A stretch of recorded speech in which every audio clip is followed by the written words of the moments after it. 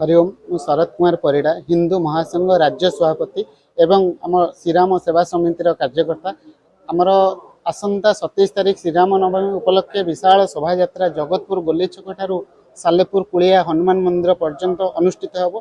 ए उत्सव में समस्त ए अंचल आदिवासी मानक अनुरोध करी समस्ते सहयोग करंतु जोग दियंतु आमर ए हिंदुत्व कार्य सामिल हुंतु।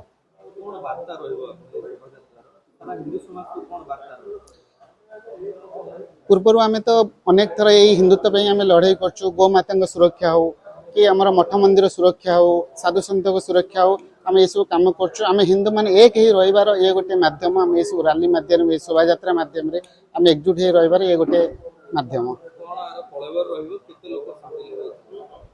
यही कार्यक्रम आमर ये श्रीराम सेवा समिति सालेपुर तरफ अनुष्ठित होची। यही कार्यक्रम आमर 1000 ऊर्ध संख्या रही सहित आमर मोटरसाइकेल तथा 700-800 भाया मोटरसाइकेल रन्य बड़ गाड़ी 8-10 12 एमती रही पारे। तापर आमर संस्कृति परंपरा को लेकिन आमर संकीर्तन रोचे आमर विभिन्न पारंपरिक वाद्य नृत्य ये सब गीत ये सब रोचे।